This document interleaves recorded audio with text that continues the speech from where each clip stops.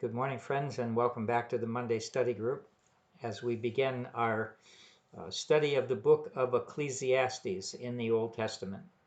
I hope you've got the mailings that I've sent that give you an outline of the issues that we deal with, the so-called syllabus that I sent that talks about the author and the date and themes in Ecclesiastes and other issues that often take a whole period in a college class to explain and to answer questions about.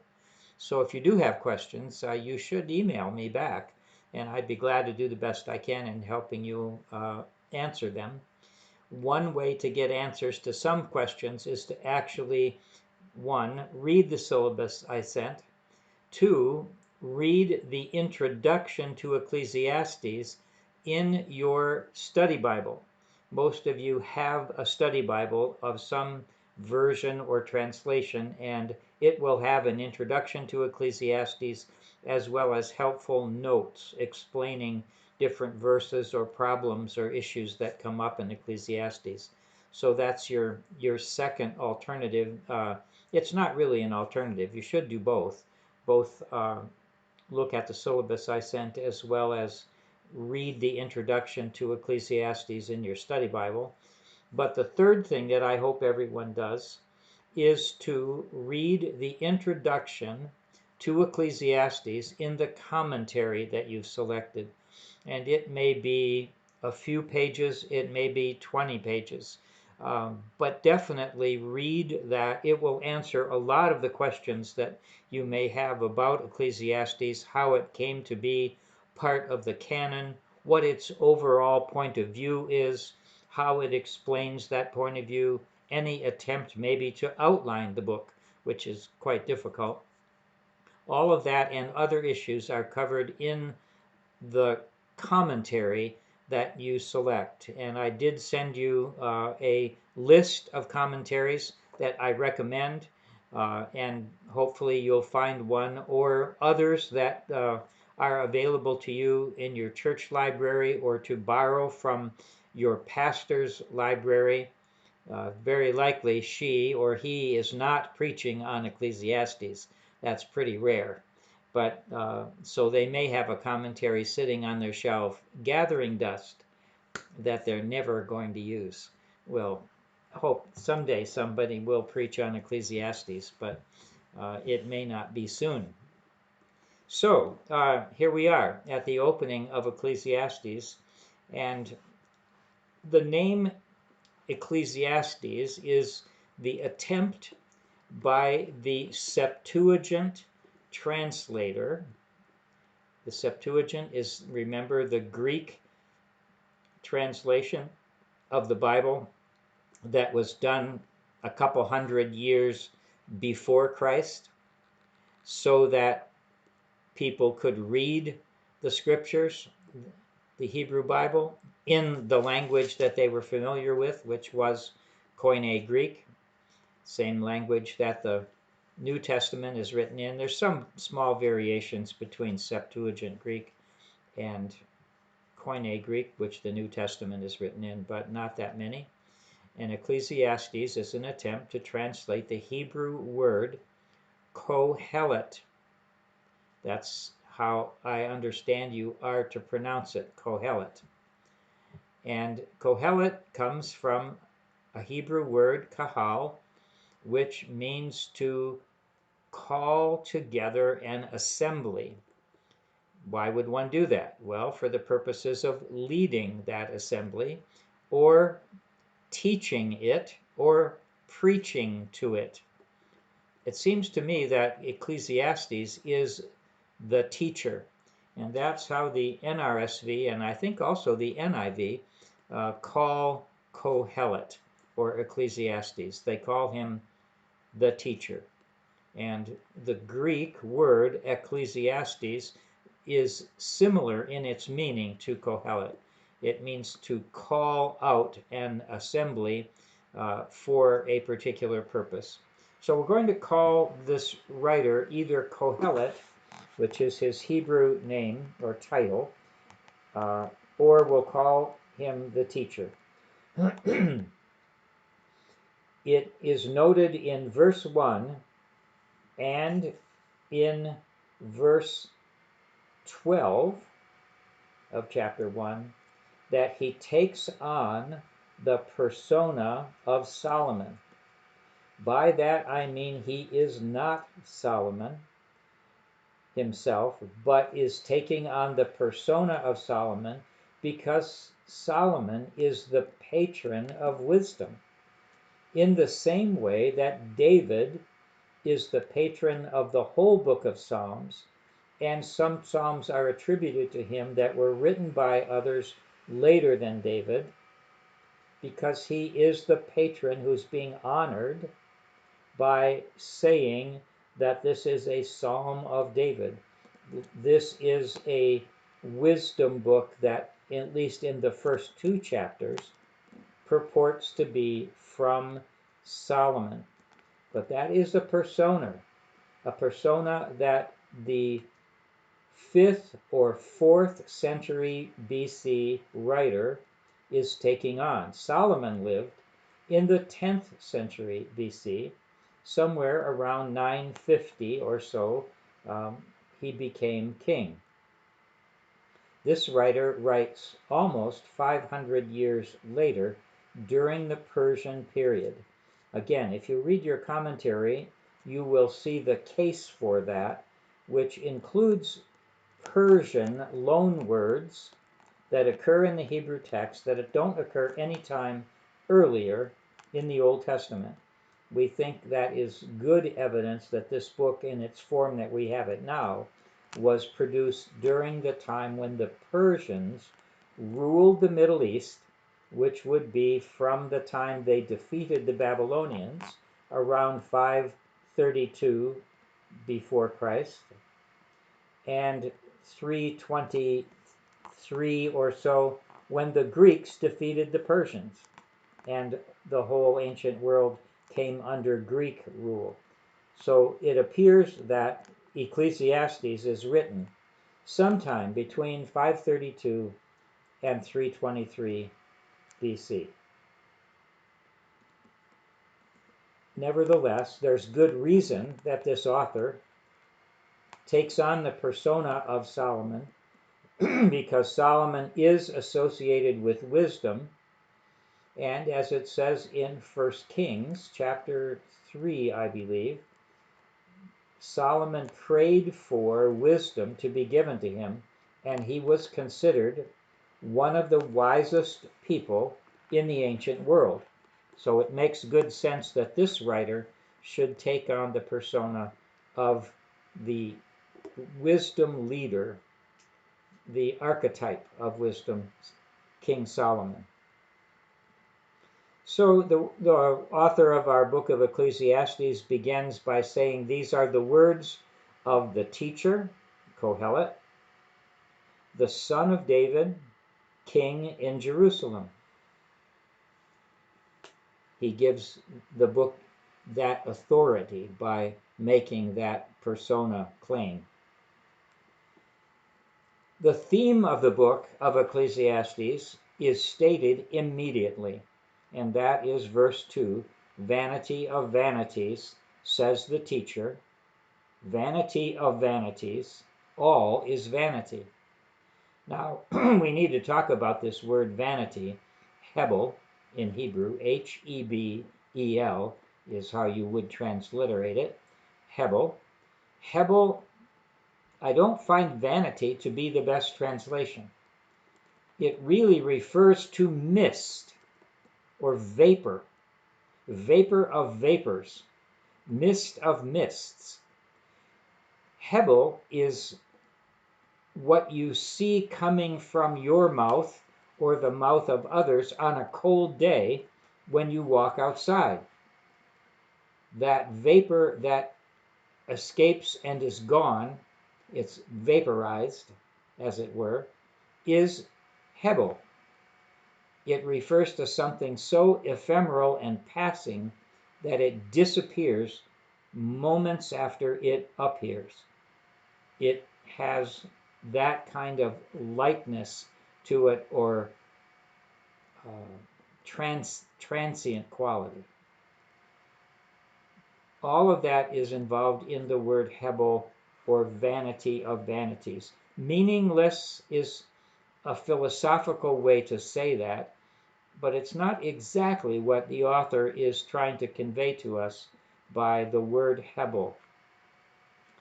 He's trying to convey transience, uh, lightness of being, shortness of existence, um, something that is and is not uh, suddenly. His second,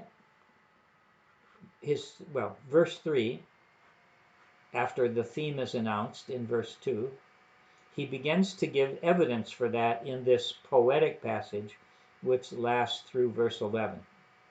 Most translations of the Bible will line this out as if it were poetry. I'm using the NRSV again. Verse 3, what do people gain from all the toil at which they toil under the sun? Three things. Gain is a financial word, a wealth word.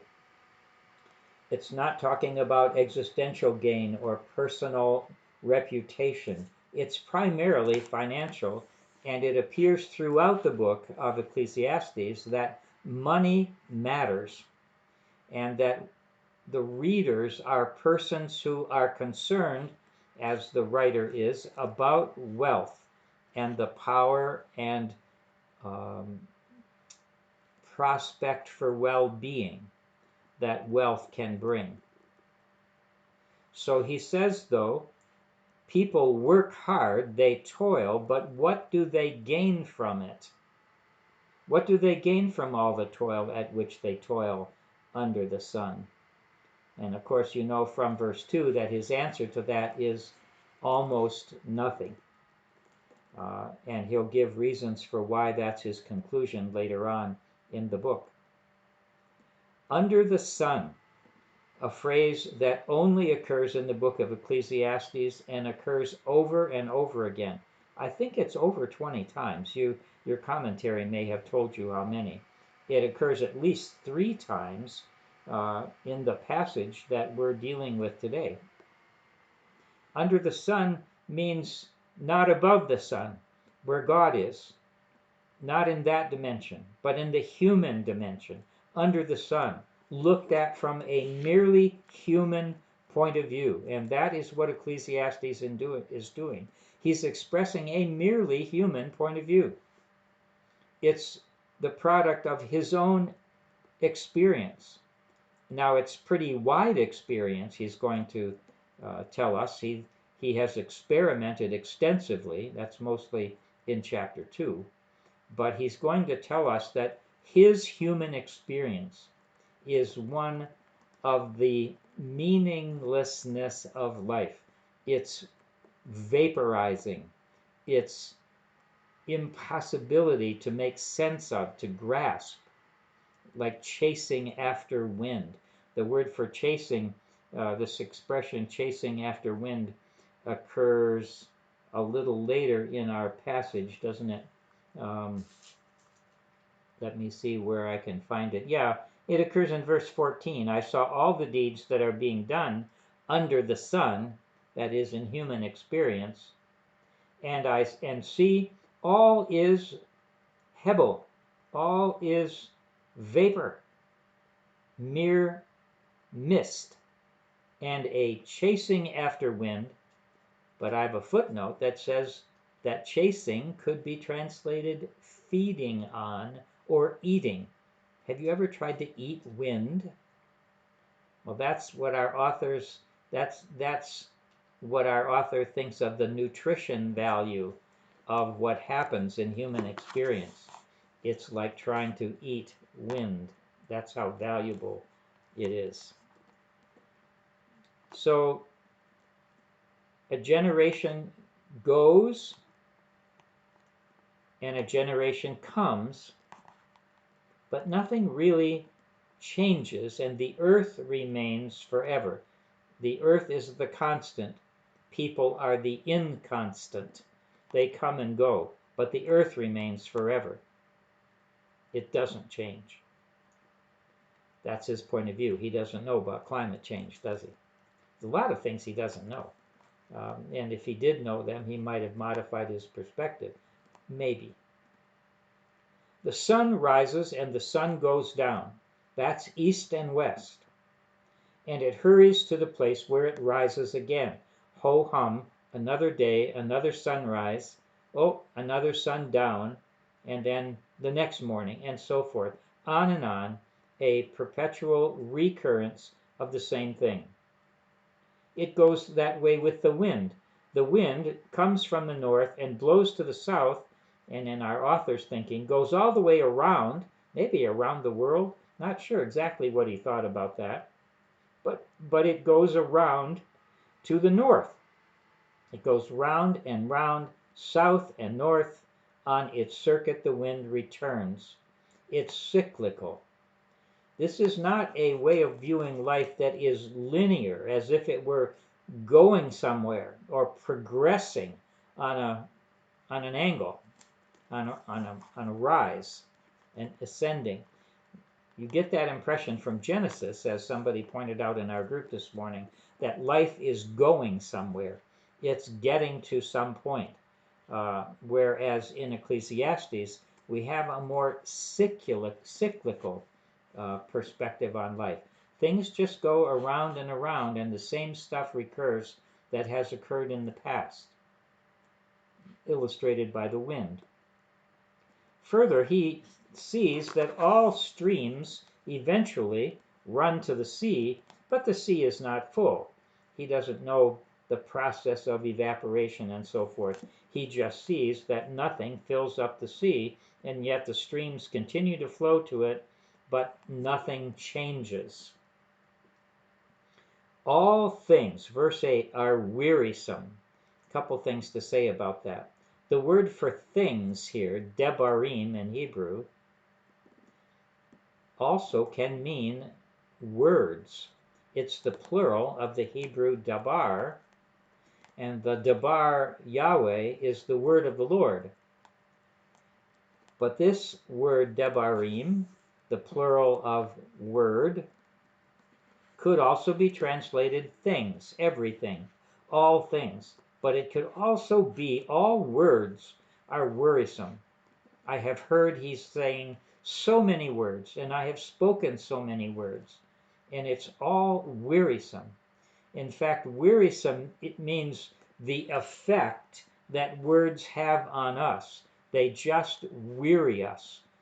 Like you might be weary of the news, just over and over again, the same crimes, the same sad stories, the same political divisions, over and over again. We get so weary of it that we stop watching the news. We may even stop taking the newspaper, though that hasn't happened to Michelle and I yet. We are still one of the few people, I think, in our neighborhood who get a newspaper. But I can understand why people don't. The news really doesn't change that much. And our author doesn't need a newspaper to have that experience that all things, all words over and over again, more and more words, more and more books, it's all wearisome.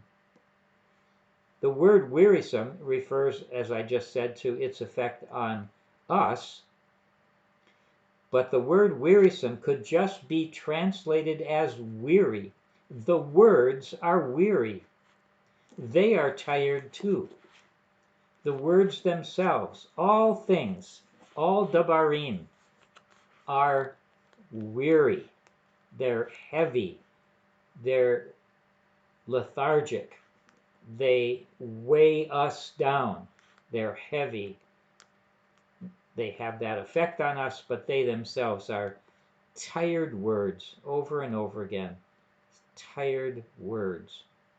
You may have felt that way about the words that you often hear or read. More than one can express. Further, we're never satisfied. We always have to have something else. Capitalism, materialism, actually a point of view on life that this book challenges. it's evident in that we're always being offered something else that we need. If you watch the news in the evening, as Michelle and I do, the makers of those news programs know that the only people left watching the news in the evening are old people who need drugs or think they need drugs. And all the ads, almost all of them, are for some new drug that you need to ask your doctor about. Isn't that ridiculous?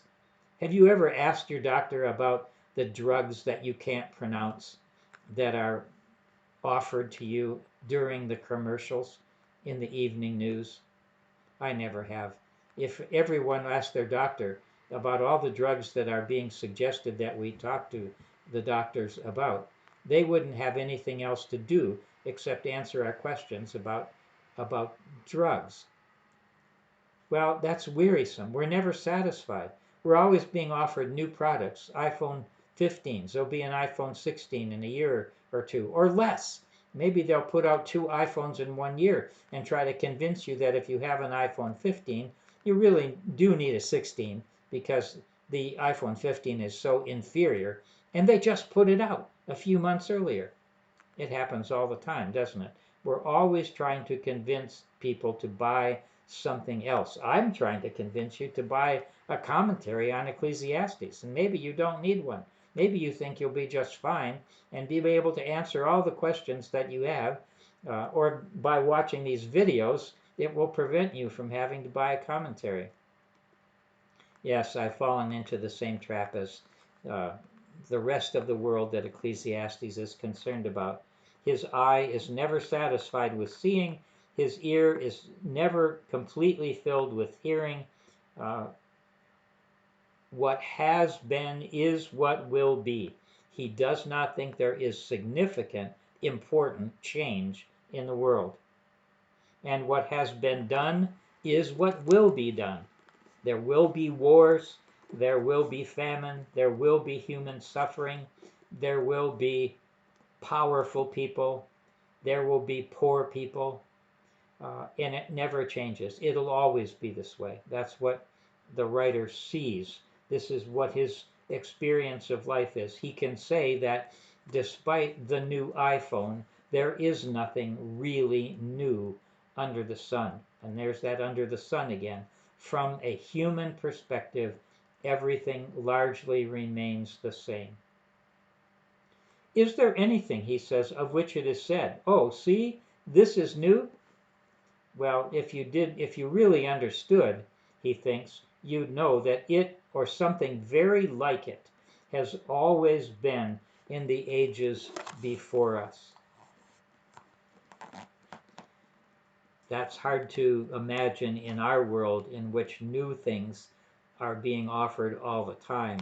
And there has been so much change in technology over the last 120 years in the 20th century. All the modes of transportation that have been introduced, all the new technology that's been introduced. But perhaps we would say that despite all that, human nature hasn't changed very much. And maybe that's the main point for Ecclesiastes, is that a few things may change, but people remain the same. And that's not a good thing, he thinks. The people of long ago are not remembered.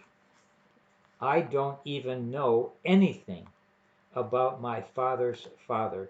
He died before I was born. My dad told no stories about him. My grandfather on my father's side, his wife told no stories about him before he died. I don't remember anything about James W. Johnson except that he existed. And my children know even less than I know. They probably don't even remember that our genealogy contains the name James W. Johnson. The people who have been even as close as 2 generations from us are not remembered. It was only a few years ago that I discovered that my father had more than one sibling. There were other siblings who, because of disabilities of some kind, were institutionalized. My father never talked about them. I did not know they existed until I did some genealogical work and found that they were institutionalized in Michigan in a home for people with certain disabilities. Incredible. Not only didn't I remember them, I didn't know anything about them, and still don't. And the people who will come to exist after us won't remember us. We're all going to pass away without human memory. Of course, a lot of us are trying to preserve ourselves in memories of others by writing things down, by writing an autobiography or telling stories about our life to our grandchildren in the hope that they will remember us.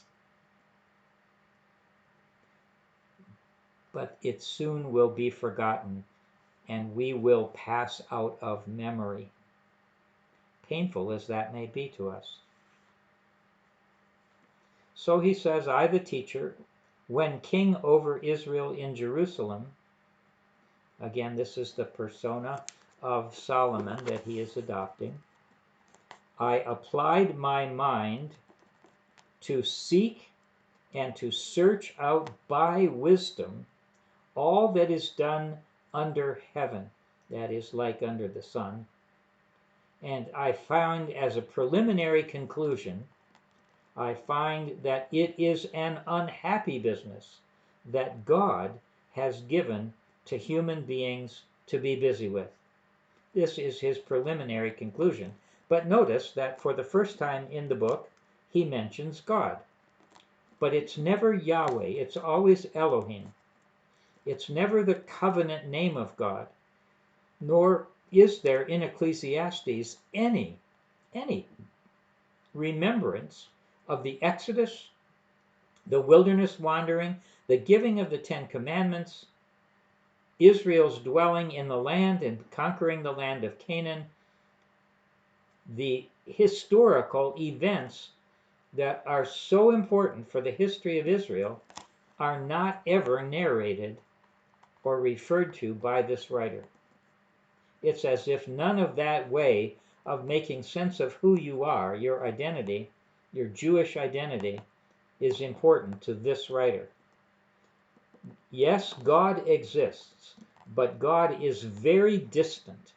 Yes, God is the universal causal agent of everything, very much like the Psalms that accuse God of everything, good and bad, that happens. Our writer of Ecclesiastes would not disagree with that. God gives human beings the affairs of their life between birth and death, and we are responsible for what we do with this life that we've been given. But making sense of it all is nearly impossible.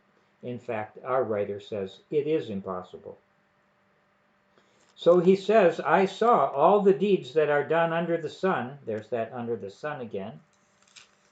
And I see everything is vapor, vanity, meaningless, a chasing after or feeding on wind, so impermanent, so ephemeral, passing away. What is crooked in the world cannot be made straight, and what is lacking cannot be counted. It's so hard to know what should be in a list that's not there. When I go to the grocery store, if it's not on my list, and I don't go that often, Michelle goes more than I do. When I go to the grocery store, if it's not on the list, I don't keep asking myself, what's not on this list that I should be remembering? And a writer says you can't count things that are lacking. Only what's there, and what's there is vanity, is meaningless, is empty. And I said to myself, I have acquired great wisdom, surpassing all who were over Jerusalem before me.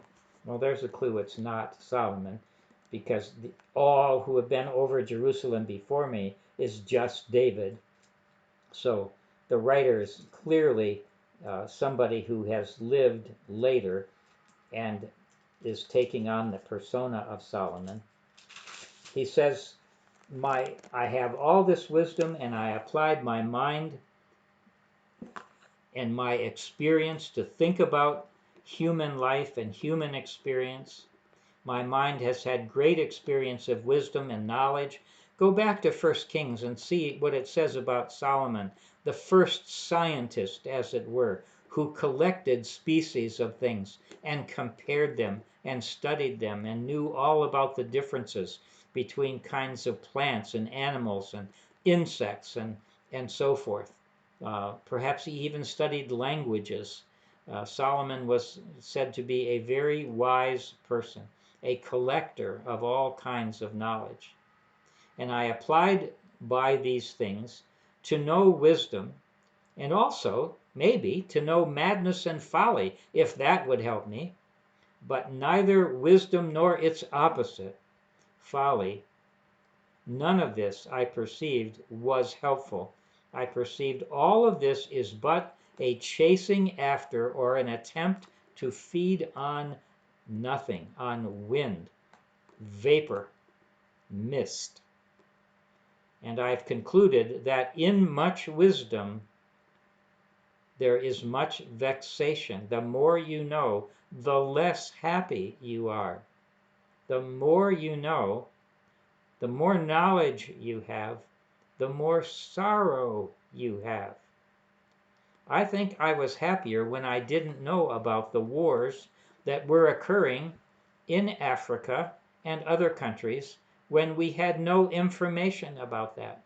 But now every day we know all the human suffering, if we want to, that occurs everywhere in the world. We have way more knowledge of our world than maybe even is helpful to us. More knowledge, our writer thinks, has simply increased our confusion, our being troubled, and our sorrow. And I can't disagree with that. Let's pursue chapter 2 next week and see what else our writer has studied and experienced in order to find meaning in life. Thank you for being part of the study of Ecclesiastes.